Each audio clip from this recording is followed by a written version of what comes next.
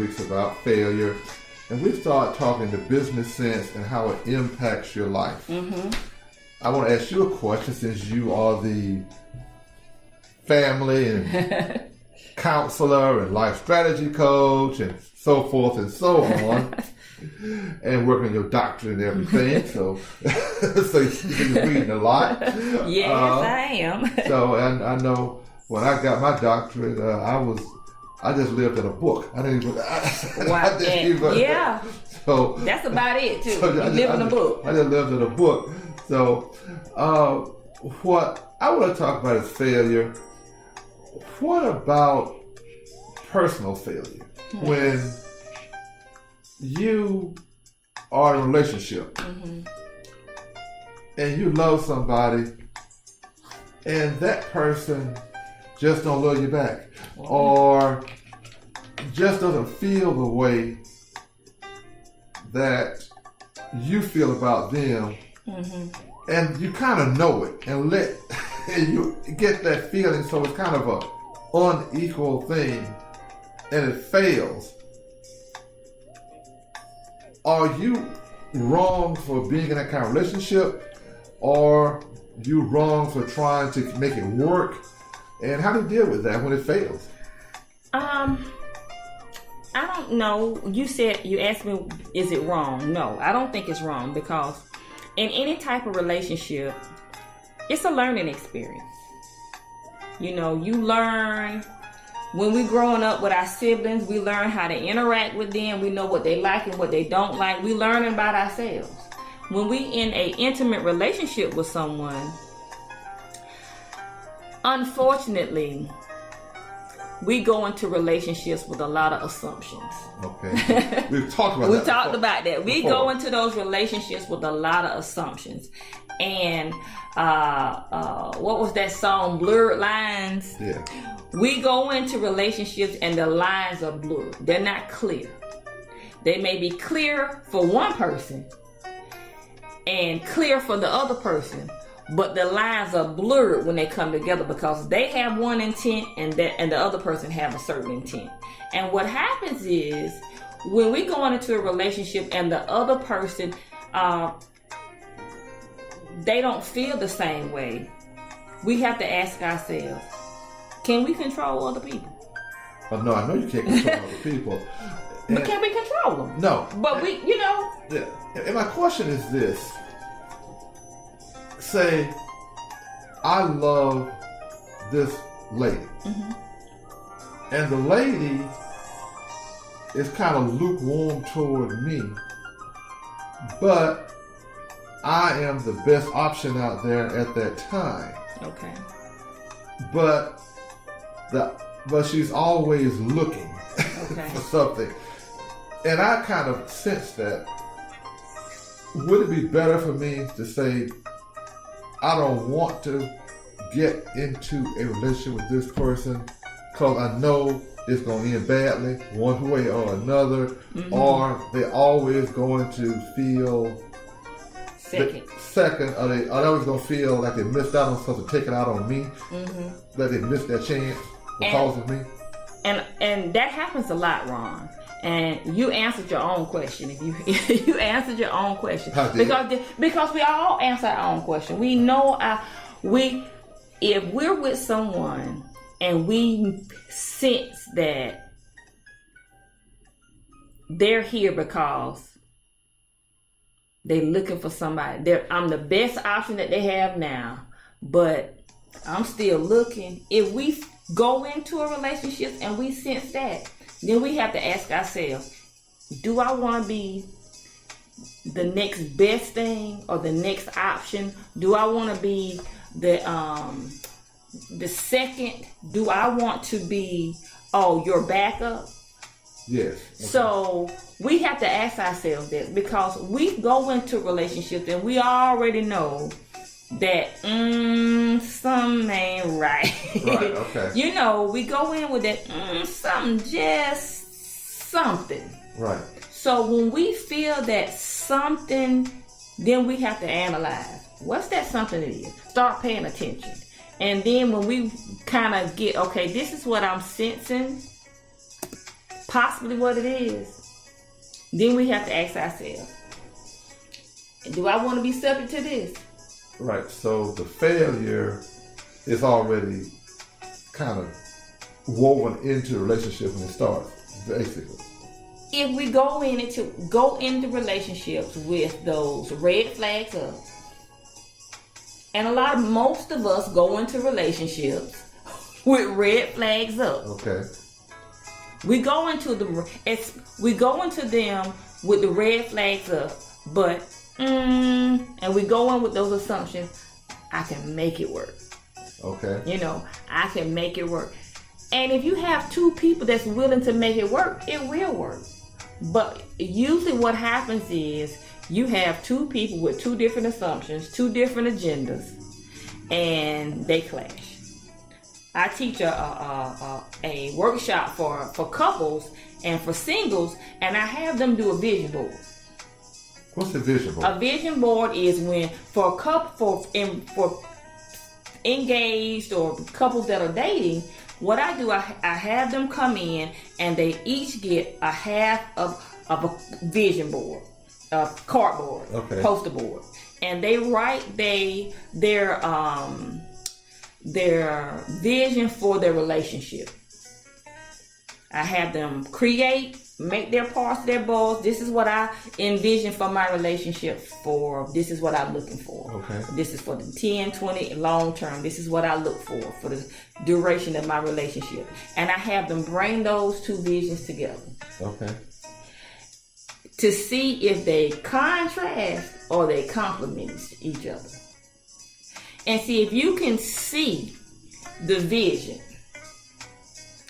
If your vision is in left field from the other person's vision. Okay. All right. 9 times out of 10, you're going to end up, it's not going to work. Okay.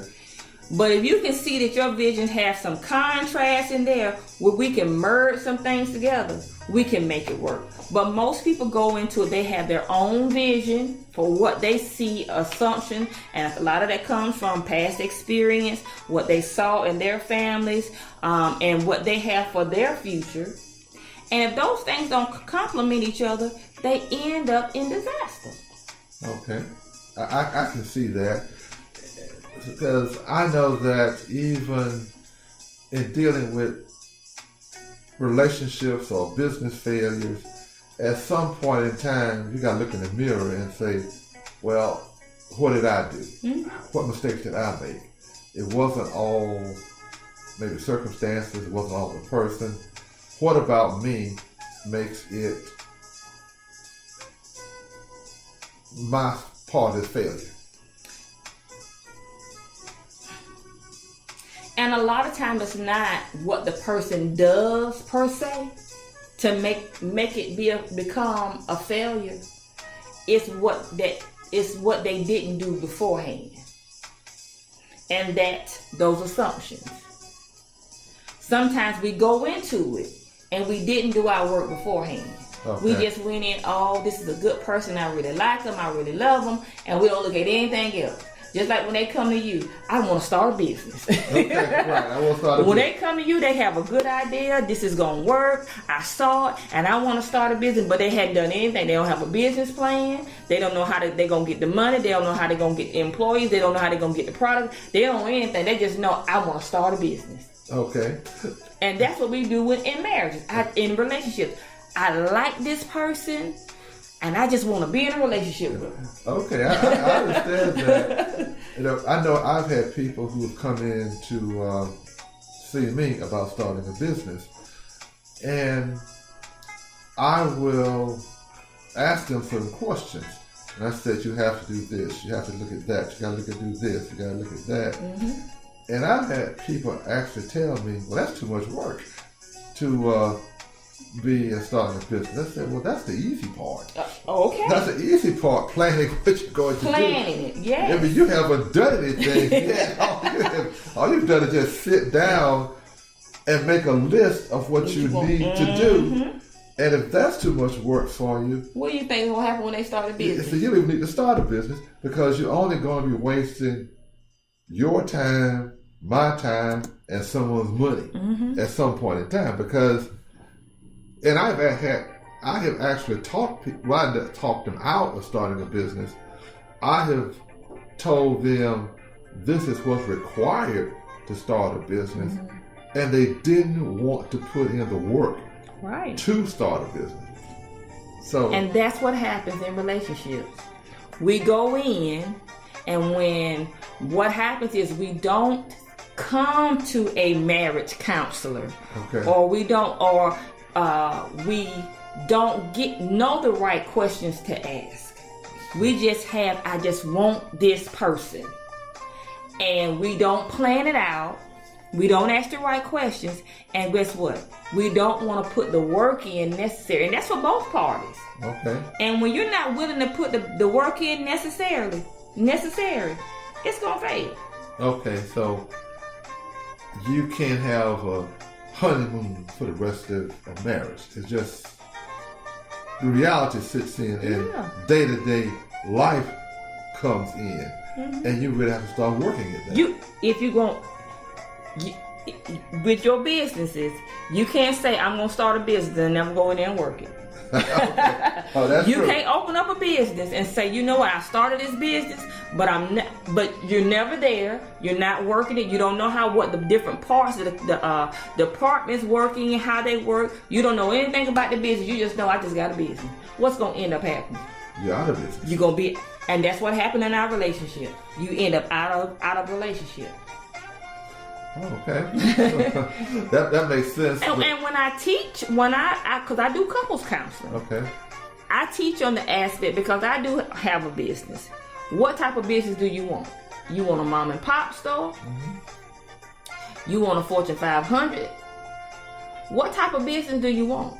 Because the bigger the business, the more successful the business, the more work you got to put into it. Okay.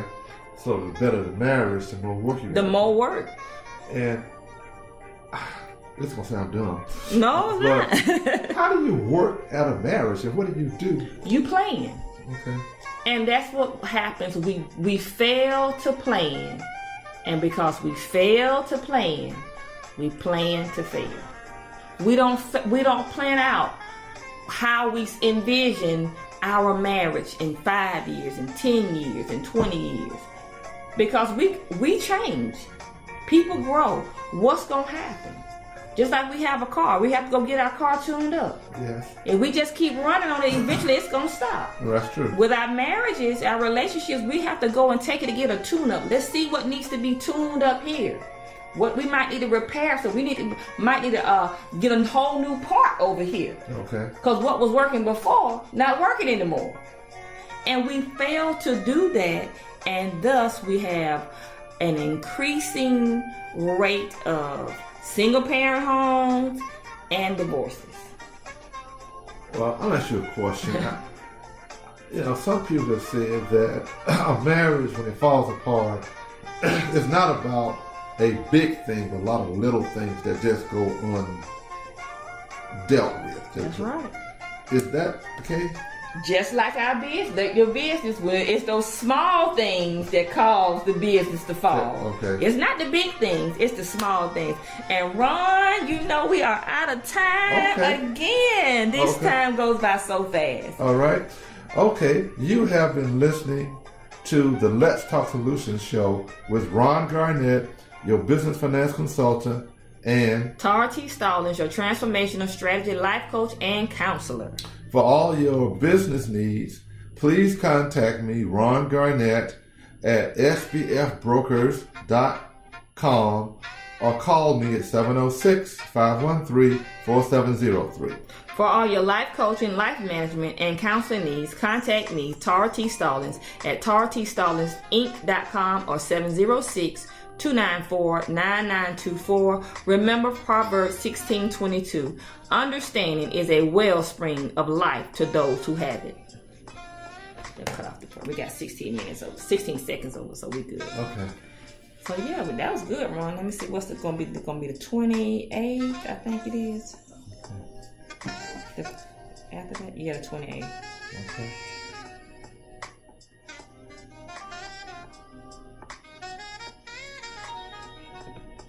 But yeah, it's the small things.